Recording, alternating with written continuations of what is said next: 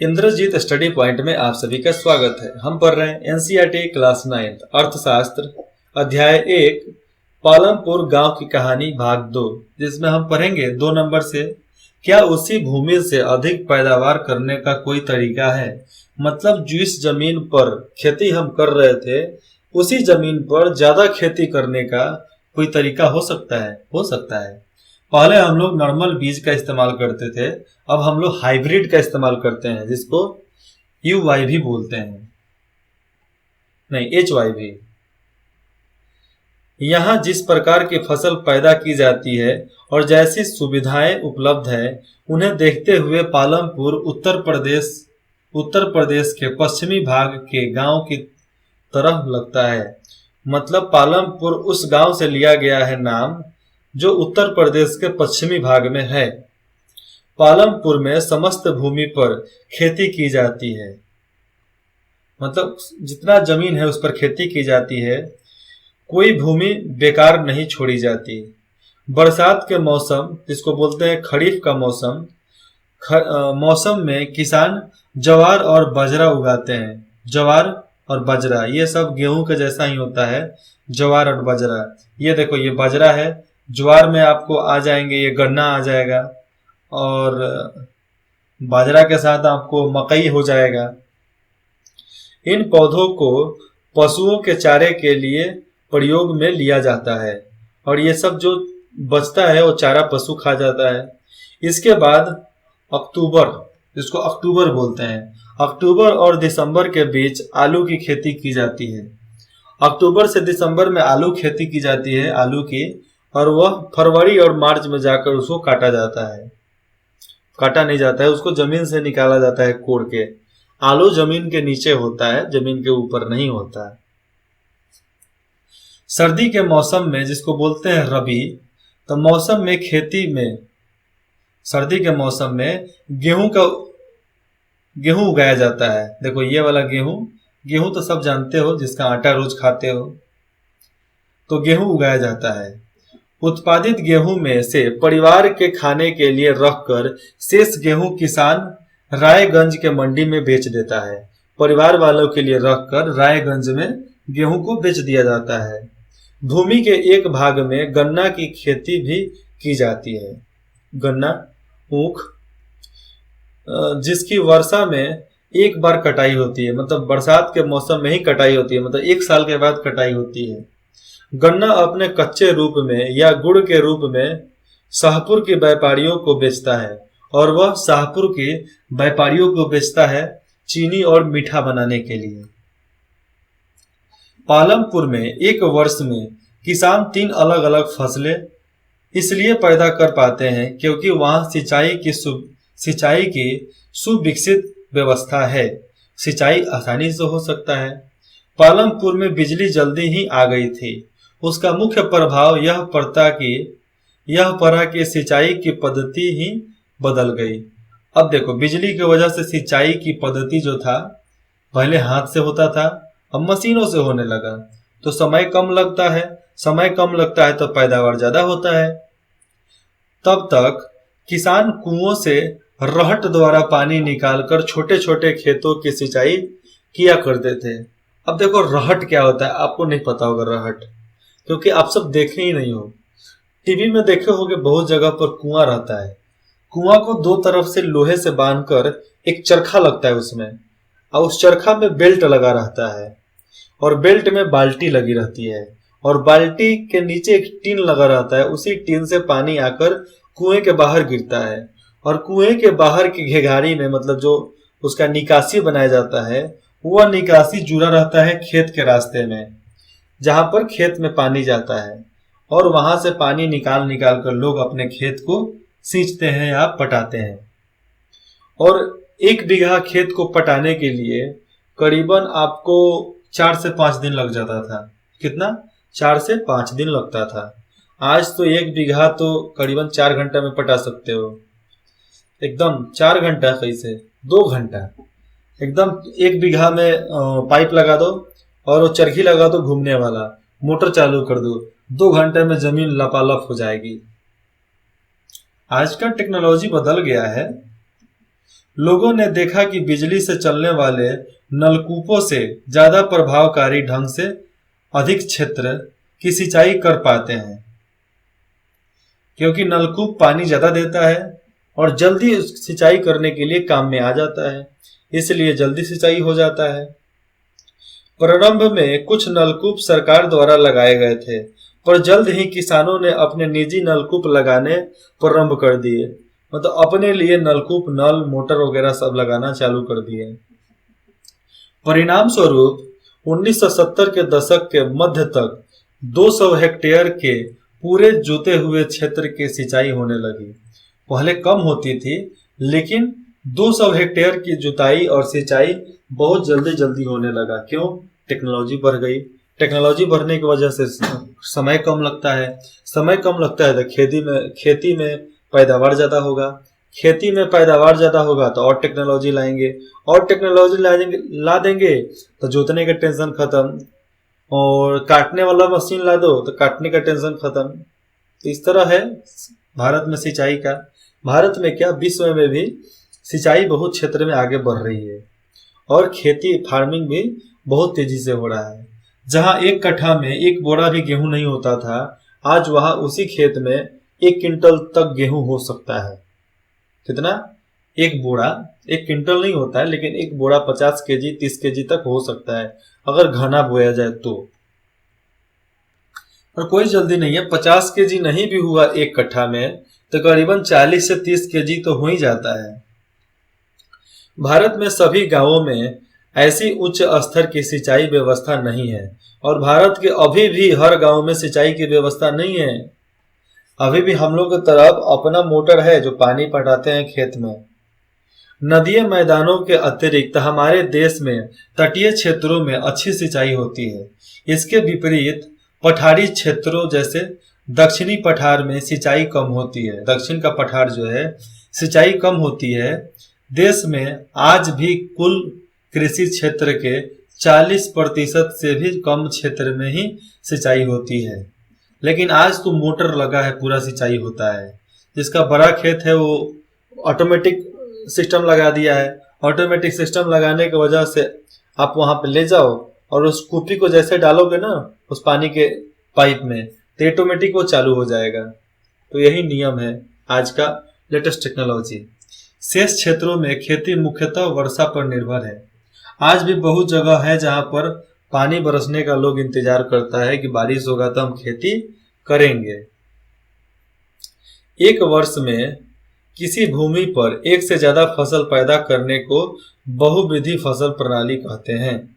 एक से ज्यादा खेती करने को बहुविधि प्रणाली कहते हैं। यह भूमि के किसी एक टुकड़े में उपज बढ़ाने के लिए सामान्य प्रणाली है। पालमपुर में सभी किसान कम से कम 2 मुख्य फसलें पैदा करते हैं, ठंडी बरसात वाली। कोई किसान पिछले 15-20 वर्षों से तीसरी फसल के रूप में आलू पैदा करता है। चावल, गेहूं, मकई, गन्ना के अलावा एक आलू का पैदावार हर किसान कर लेते हैं। हमारे घर में भी, हमारे जो खेत हैं वहां पर भी आलू बोया जाता है। करीबन हर क्षेत्र, मतलब हर ठंडी के मौसम में अक्टूबर और सितंबर के महीने में आलू हम लोग बोते हैं। अधिकतर जब छठ और दशहरा होता है ना तभी आलू को बोया जाता है, और फरवरी और मार्च में उसको कोड़ लिया जाता है, निकाल लिया जाता है जमीन से। विभिन्न फसलें गेहूं, बाजरा, गन्ना, आलू। आइए चर्चा करें। सारणी 1.1 में 10 लाख मिलियन हेक्टेयर की इकाई में भारत में कृषि क्षेत्र को दिखाया गया है। सारणी के नीचे दिए गए आरेख में इसे चित्रित करें। आरेख क्या दिखाता है कक्षा में चर्चा करें। ये आप अपने कक्षा में चर्चा कर रहे हैं तो उस पर आप करना। क्या सिंचाई के अंतर्गत आने वाले क्षेत्रों को बढ़ाना आवश्यक है? क्यों आवश्यक है? हम अभी पढ़ रहे हैं पालमपुर गांव की कहानी भाग 2। देखो कितना मिलियन हेक्टेयर जुताई क्षेत्र में सिंचाई हो पाती थी। अभी 2014 से 15 तक है 155 मिलियन हेक्टेयर जमीन को जोता जा सकता है खेती के लिए। खेत भी कम हो गए हैं, लेटेस्ट टेक्नोलॉजी की वजह से बहुत सारा सिटी बस गया। आज भी बहुत जगह देखोगे जहाँ पर खेती होता था वहाँ बड़ा बड़ा बिल्डिंग बसा हुआ है, बना हुआ है। ठीक है, ये 2017 का रिपोर्ट है। ये देख सकते हो 2000 किस तरह खेती बढ़ा है वर्ष में। जुताई मिलियन हेक्टेयर 1990 से बढ़ा है क्योंकि मशीनें आ गई। अभी तो और बढ़ गया है क्योंकि अभी बहुत ज्यादा हार्वेस्टिंग हो रही है ना, इसके वजह से।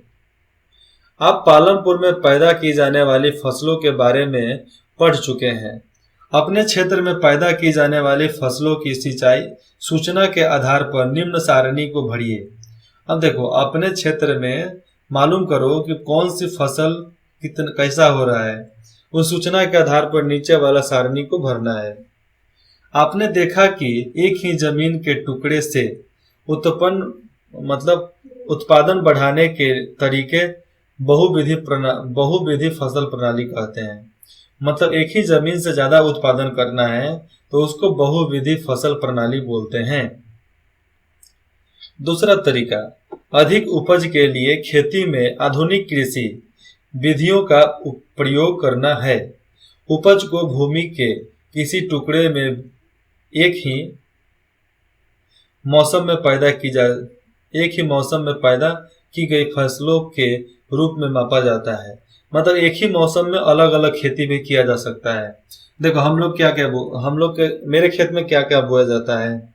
गेहूं, चावल, मकई हो गया, आलू, सरसों, पालक, गिलहरी, तोड़ी। उसके बाद से आ जाएगा मरिचा के बाद आएगा बूरू, घेवड़ा, झिंगुनी, कोहड़ा, लौका, और उसके बाद से सोनई और चीजें, केला, कंदा, फल लगाया ही है, अमरूद है। उसके बाद से आपको आ जाएगा मुरई, और भी है। पहले हम लोग बादाम भी बोते थे, अलुआ भी बोते थे, लेकिन अब वो नहीं चलता है हमारे क्षेत्र में, लोग नहीं बोते हैं। सलगम, खीरा, ककड़ी, ये सब भी बोया जाता है। भिंडी जिसको बोलते हैं लेडीज फिंगर, तो इतना चीज का खेती हमारे खेत में होता है। 1960 के दशक के मध्य तक खेती में पारंपरिक बीजों का उपयोग किया जाता था। पारंपरिक क्या? पौराणिक बीज, जिनकी उपज अपेक्षाकृत कम थी, उपज ही कम होता था। ठीक है, परंपरागत बीजों को कम सिंचाई की आवश्यकता होती थी, उसमें सिंचाई कम लगता था, पानी कम लगता था। किसान उर्वरकों के रूप में गाय के गोबर या दूसरी प्राकृतिक खाद का प्रयोग करते थे। इसलिए जमीन भी ठीक था, क्योंकि सिंचाई के लिए हम लोग गाय का गोबर और संडास का जो खाद होता था, कंपोस्ट खाद बोलते हैं, उसका इस्तेमाल लोग करते थे। मतलब घास वगैरह को सड़ा गला कर उसमें छींटा जाता था। इसमें कड़ू तेल का, सरसों का तेल का जो खड़ी होता है ना, सरसों जब पेड़ते हैं, तोड़ी जब पेड़ते हैं, तो वहां से तेल निकल जाने के बाद खड़ी बचता है, तो खड़ी का इस्तेमाल होता था। उसके बाद से चिवड़ा का भूसी, मकई को सड़ा कर उसके बाद से डालते थे। तो बहुत सारा प्रक्रिया था, किसानों को द्वारा अपनाया जाता था। यह सब किसानों के पास तत्काल ही उपलब्ध थे, तुरंत मिल जाते थे, क्योंकि उनके अपने थे, उन्हें इनको खरीदना नहीं पड़ता था। खरीदेंगे नहीं तो सब ठीक। 1960 के दशक के अंत में हरित क्रांति ने भारतीय किसानों को अधिक उपज वाले बीज, जिसको बोलते हैं HYB, जिसको हाइब्रिड बोला जाता है, हाइब्रिड के द्वारा गेहूं और चावल की खेती करने के तरीके सिखाए गए। अब देखो, हाइब्रिड खेती होता था, हाइब्रिड खेती होने के वजह से उसी बीज से ज्यादा खेती हो पाता था। मतलब एक बीज में दाना 4-5 होते थे, अब 15-16 होने लगे थे, तो खेती ज्यादा होगा ही। परंपरागत बीजों की तुलना में HYB बीजों से एक ही पौधे से ज्यादा पैदावार होता था। देखो, ये खेती हो गया, ये जमीन छोड़ो, खेती है। ठीक है, अब इसमें डालेंगे क्या? अधिक उपज वाले बीज, जिसको हाइब्रिड बोलते हैं। खाद के बाद कीटनाशक डालेंगे, कीड़ा नहीं लगेगा, और सिंचाई भरपूर करेंगे, हार्वेस्टिंग तो करेंगे, जुताई तो करेंगे, तभी ना बोएंगे। फिर उसके बाद से कुछ पानी वगैरह ज़्यादा डालते थे। सिंचाई करेंगे बेसी तो खेती ज़्यादा मतलब फसल ज़्यादा होगा। अब देखो सिंचाई के लिए नहर, पंप सेट, बिजली बिजली डैम से बनता था, बांध से हो जाता था, और बहुत लोग कुएं से भी खेती बाड़ी कर देते थे। पंपी सेट तो मेन है। आधुनिक कृषि के तरीके HYB बीज, रासायनिक उर्वरक आदि हैं। इसी के वजह से ये बीज और उर्वरक, इन्हीं के वजह से खेती में ज़्यादा पैदावार बढ़ा। मतलब अधिक मात्रा में अनाज पैदा होने की आशा थी। इसके परिणाम स्वरूप जमीन के उसी टुकड़े में पहले की अपेक्षा कहीं अधिक अनाज की मात्रा पैदा होने लगी। जिस जमीन पर मतलब समझ लो कि 60 बोरा गेहूं होता था, उसी जमीन पर 200-300 बोरा खेती होने लगा। ठीक है, क्योंकि हम लोग सब चीज बदल दिए थे। यद्यपि अति उपज प्रजातियां, ये देखो, यद्यपि अति उपज प्रजातियों वाले बीजों से अधिकतम उपज पाने के लिए बहुत ज्यादा पानी तथा रासायनिक खाद और कीटनाशकों की जरूरत थी। और देखो, अधिक उपज चाहिए तो दवा तो भर भर कर डालना पड़ता था, और पानी भी, सिंचाई भी करना पड़ता था बहुत ज्यादा। अधिक उपज केवल अति उपज प्रजातियों वाले बीज, सिंचाई, रासायनिक उर्वरकों और कीटनाशकों आदि के संयोजन से ही संभव थी। अधिक उपज करना है तो आपको उसके बीज को बदलना पड़ेगा, अधिक उपज वाला प्रजाति वाले बीज लानी पड़ेगी, सिंचाई जमकर करना पड़ेगा, रसायन और उर्वरक दोनों देना पड़ेगा, कीटनाशक का इस्तेमाल करना पड़ेगा, तभी उतना ज्यादा खेती आप कर सकते हो एक ही जमीन पर। भारत में पंजाब, हरियाणा और पश्चिम उत्तर प्रदेश के किसानों ने खेती के आधुनिक तरीकों का सबसे पहले प्रयोग किया। इन क्षेत्रों में किसानों ने खेती में सिंचाई के लिए नलकूप और HYB बीज, रासायनिक उर्वरकों तथा कीटनाशकों का प्रयोग किया। उनमें से कुछ ने ट्रैक्टर और फसल गहाने मतलब थ्रेसर, फसल गहाने के लिए मशीनें खरीदी, जिसने जुताई और कटाई के काम को तेज कर दी। अब देखो, खेत जोतने के लिए ट्रैक्टर, फसल काटने के लिए उसका मशीन होता था जिसको बोलते थे, यहाँ पर देखो नाम लिखा है, ट्रैक्टर, और फसल गहाने के मशीन जिसको बोलते हैं थ्रेसर। तो थ्रेसर का इस्तेमाल लोग करने लगे, जिसके वजह से कुटाई वाला मशीन भी होता था जिससे धान कूटा जाएगा, जिसके वजह से पैदावार बहुत ज्यादा बढ़ गया। अब तो गेहूं काटने का, धान काटने का जरूरत ही नहीं पड़ता है ना। अब देखो, एक मशीन है, बड़ा सा मशीन, उसको खेत में लगा दो, गेहूं काट कर ऑटोमेटिक सब देवड़ी वोड़ी कर आपको गेहूं दे देगी। चावल का भी वही हाल है, डायरेक्ट आपको ऊपर से चावल काट लिया जाता है, और जो बच जाता है उसमें लोग आग लगा देते हैं, यही गलत काम करते हैं। पालमपुर में परंपरागत बीजों से गेहूं का उपज 1300 किलोग्राम प्रति हेक्टेयर थी।